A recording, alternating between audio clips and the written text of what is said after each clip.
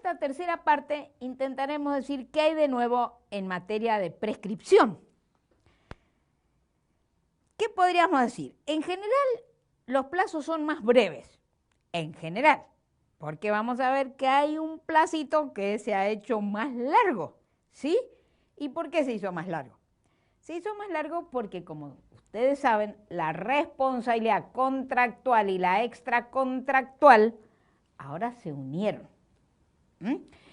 Se nos terminó aquel tema del juez que nos dijo, te equivocaste, viniste por las normas de la extracontractual y era la contractual. No, se terminó. Tenemos un solo régimen de responsabilidad, lo que no significa que estemos desconociendo que hay algunas cosas que nacen de los contratos y otras cosas que nacen de los hechos ilícitos en general, o de, mejor dicho, en vez de decir hechos ilícitos en general, diríamos de la obligación de no dañar en general. Pero a nivel de prescripción, que era donde teníamos todos estos problemas, 2 por un lado, 10 por el otro, ese problema se nos terminó, porque ahora tenemos 3. Ahora tenemos 3, quiere decir que teníamos en algunos casos aquellas que eran de 2, ahora se hicieron de 3. Ahora tenemos un año más. Pero para aquellas que eran de 10, ahora las vamos a tener de 3 también. Entonces estas se nos hicieron más bajas. Pero en general se han reducido los plazos de prescripción. ¿Cuál era el plazo común que teníamos de prescripción antes? 10. Ahora, ¿cuál es el plazo común que tenemos de prescripción? En general, 5. Salvo que tengamos un plazo menor establecido como esto que estamos mencionando. ¿Qué otra reforma significativa? Hemos eliminado la causal de suspensión por querella.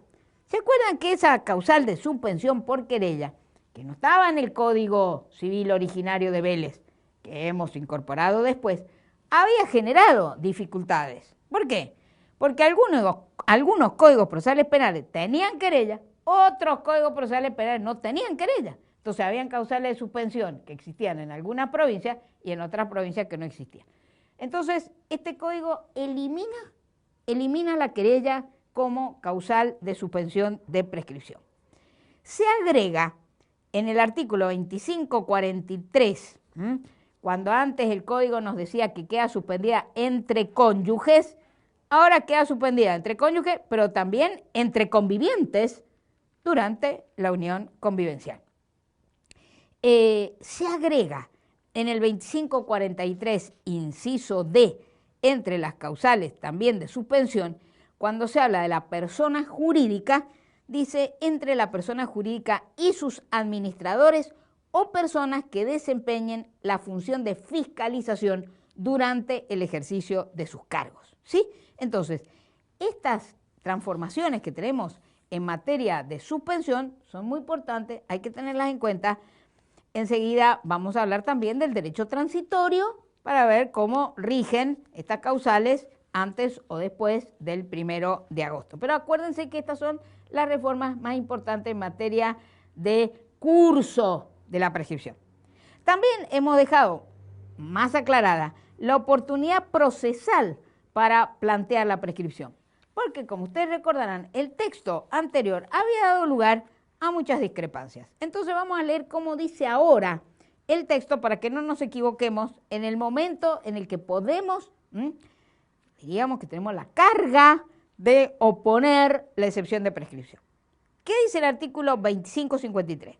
Dice, la prescripción debe oponerse dentro del plazo para contestar la demanda en los procesos de conocimiento y para oponer excepciones en los procesos de ejecución. O sea, hemos solucionado este problema de los procesos de ejecución que antes no se sabía hasta cuándo podíamos oponer la excepción de prescripción.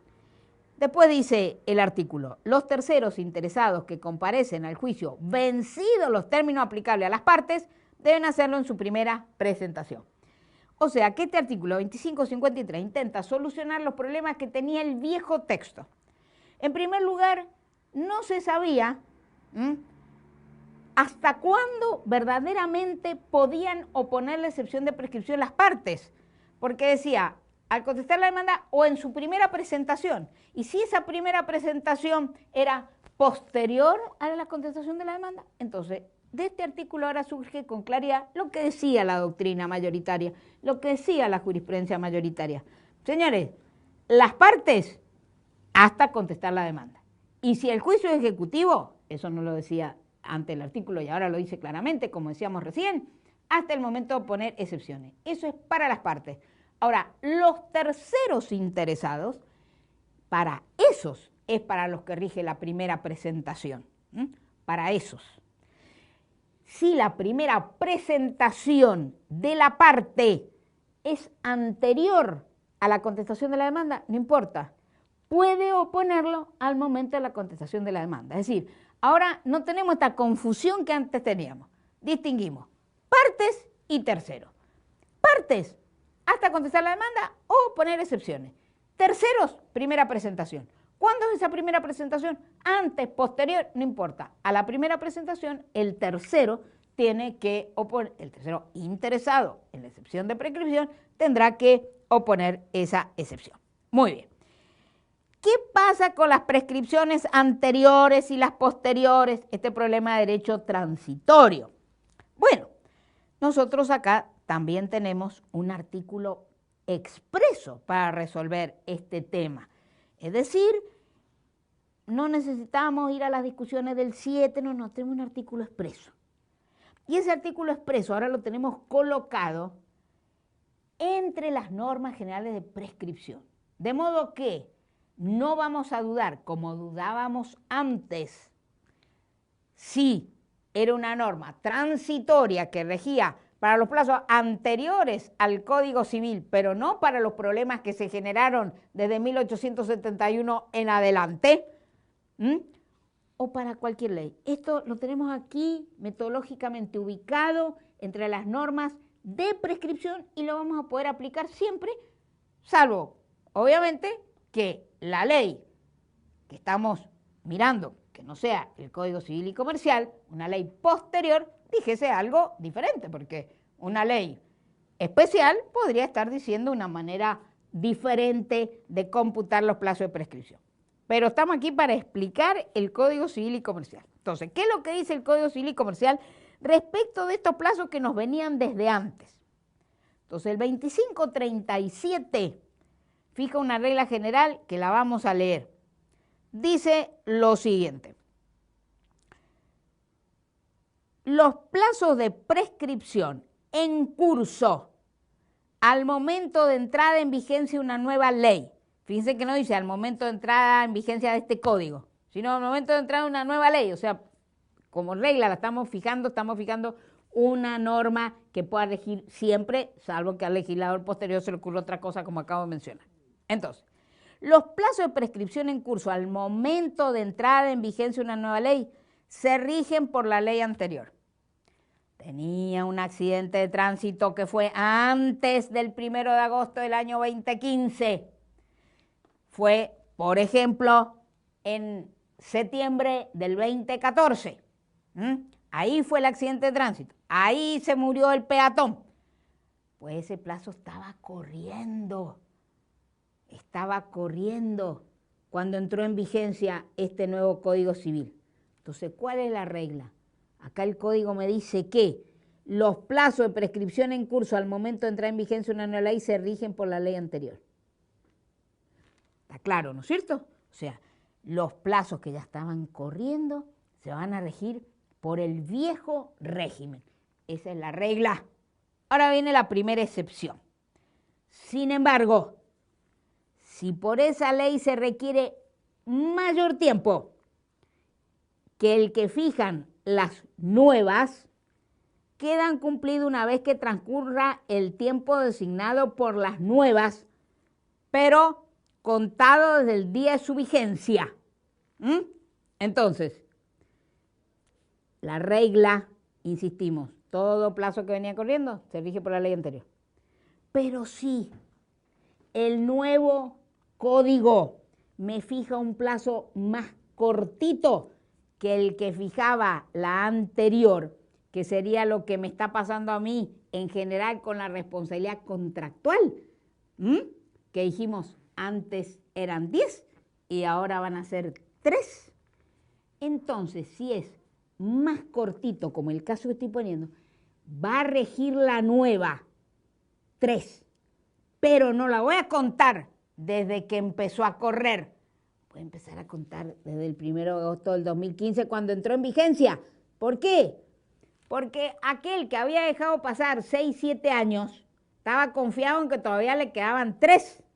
Si yo le hago correr el plazo desde aquel, ya lo tiene vencido con el nuevo código. Y eso sí sería privarlo de un derecho que él tenía en expectativa a poder seguir demandando. Entonces le voy a aplicar el nuevo porque es más cortito, pero se lo voy a aplicar a partir de la entrada en vigencia. En el ejemplo que estamos poniendo, responsabilidad contractual. Te lo bajo a 3, pero esos 3 no se cuentan desde que había empezado a correr. Se van a contar desde el 1 de agosto del 2015. Ahora, ¿qué me pasa a mí si, haciendo esta operación que les estoy explicando, espero que la hayan entendido, llego a un plazo más largo que el que hubiese tenido contando como debiera haber contado desde que había empezado a correr?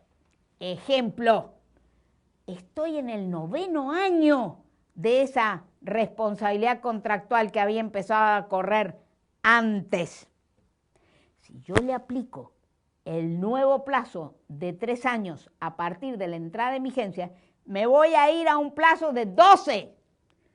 ¿Y qué es lo que quiso el legislador? El legislador lo que quiso fue acortar los plazos, no alargarlos. Entonces, una regla que me dice como regla rigen los plazos que estaban corriendo. Una excepción. Sin embargo, si el nuevo plazo es más cortito, rige la nueva ley, pero contada a partir del momento de la entrada en vigencia. Excepción de la excepción.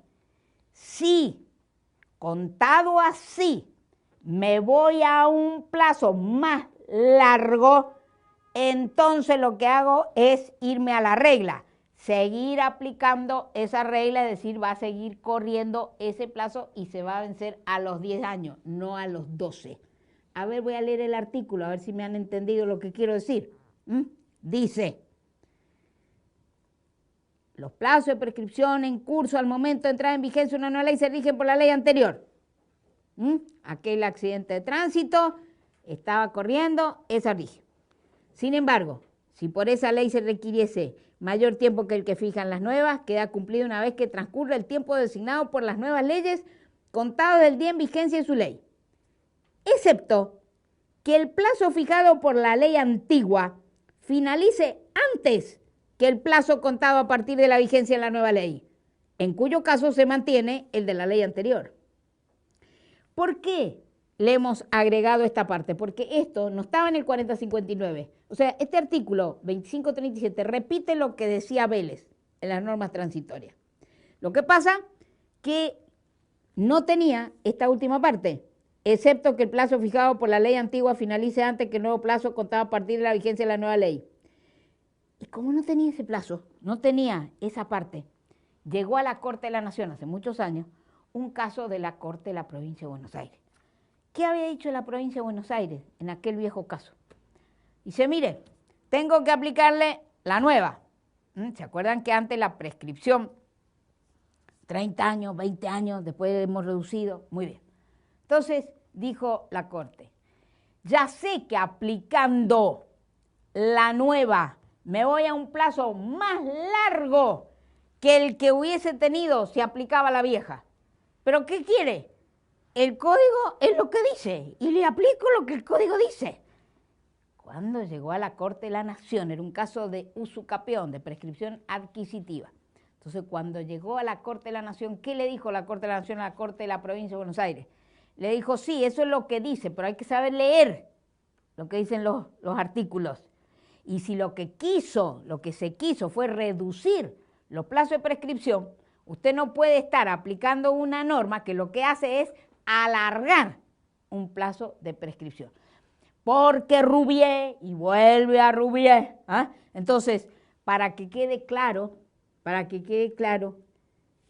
este artículo 4059 repite lo que dice Rouvier y entonces tiene la excepción de la excepción. ¿Sí? A ver, accidentes de tránsito que tenemos nosotros aquí. Accidente de tránsito fue el accidente antes del 1 de agosto del 2015, va a regir esa norma y a los 2 años se me va a cumplir automáticamente. No importa que venzan esos 2 años después de la entrada en vigencia del nuevo código. ¿Por qué? Porque acá la nueva norma, 3 años, amplía, no reduce.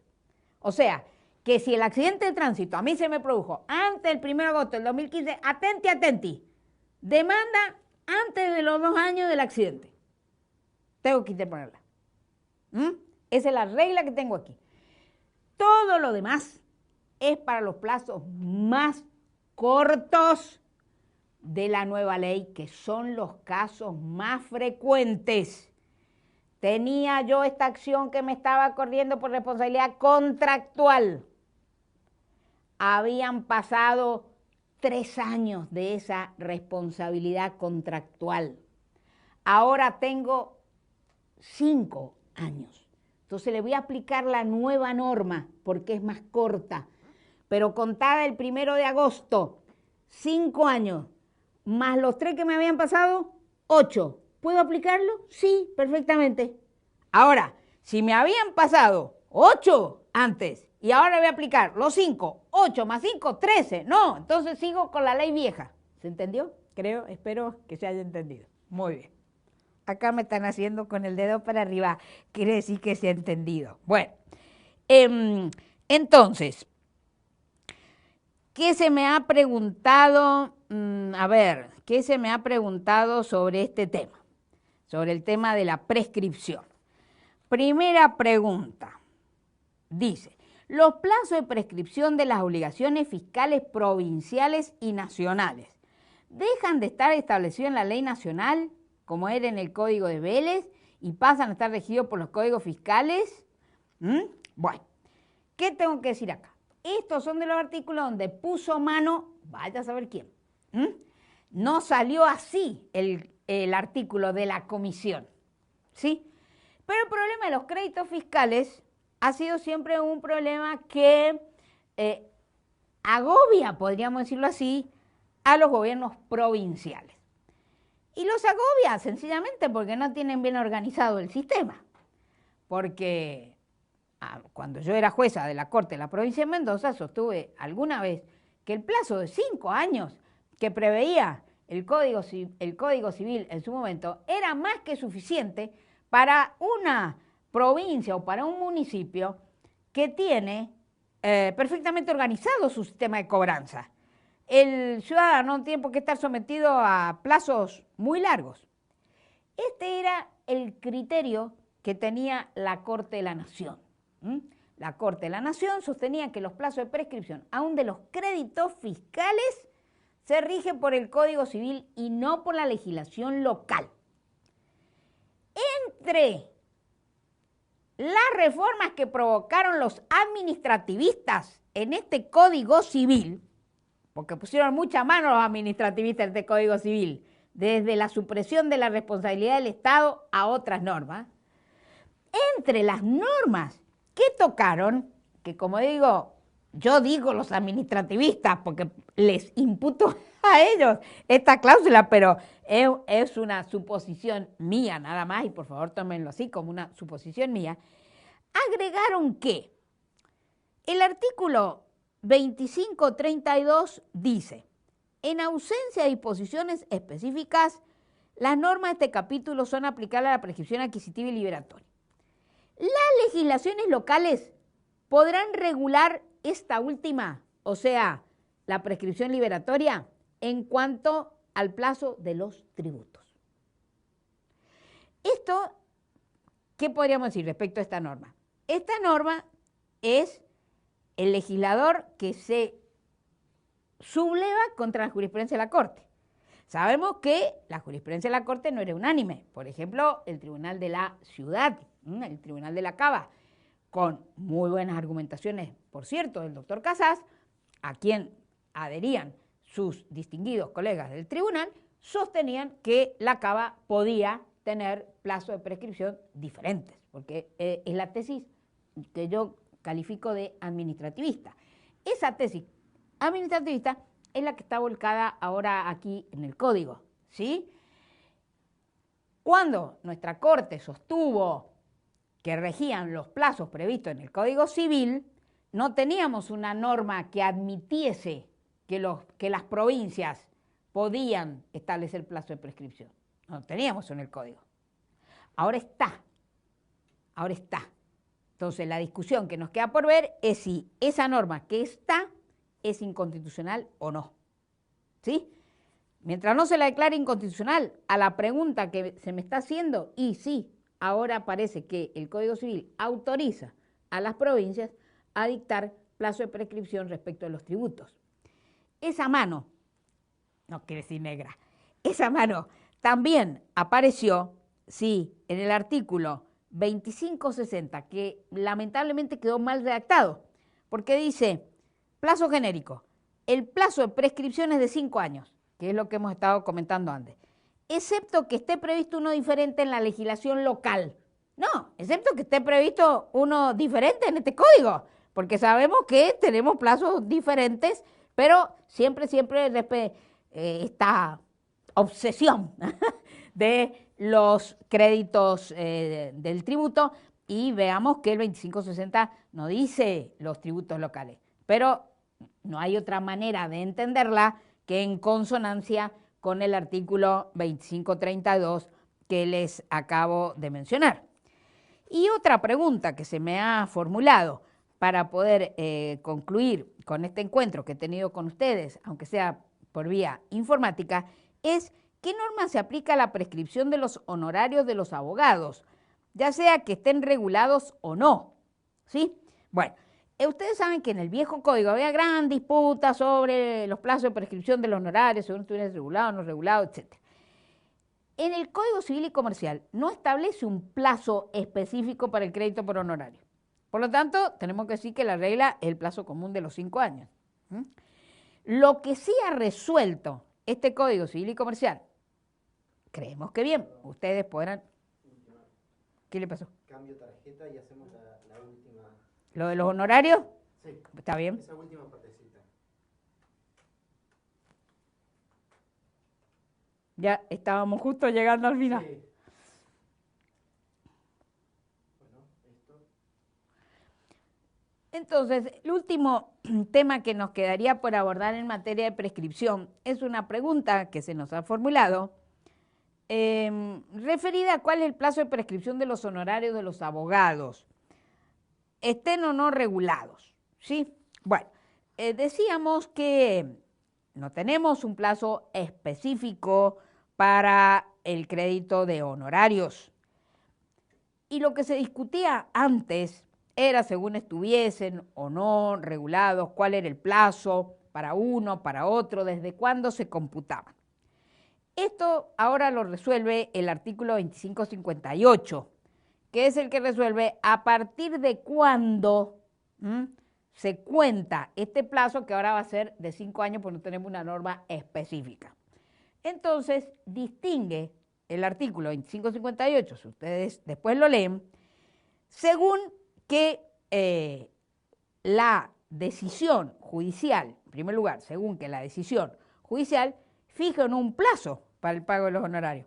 Si fija un plazo, evidentemente el plazo de prescripción va a empezar a correr a partir de que vence el plazo fijado en la resolución. Si no ha fijado un plazo para el pago de esos honorarios en la resolución, va a empezar a correr a partir de que quede firme. Ahora, si no están regulados, también van a regir 5 años a partir de la decisión que pone fin al juicio.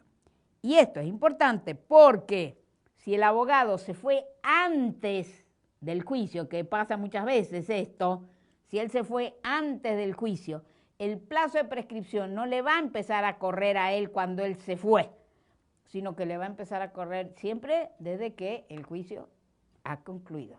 Esto, como ustedes imaginarán, es una gran ventaja para los abogados, de los que no nos hemos olvidado, aunque muchas veces la FACA se opuso tremendamente a muchas de las disposiciones de este Código Civil. Pero ahora están contentos, como lo mostraron el otro día en las preciosísimas jornadas que se hicieron para el Bicentenario en la ciudad de Tucumán. Bueno, esto era lo que teníamos para decirle. Muchas gracias por habernos escuchado. Gracias también por las preguntas que nos han formulado, que creo han enriquecido este diálogo que he tenido esta tarde con ustedes.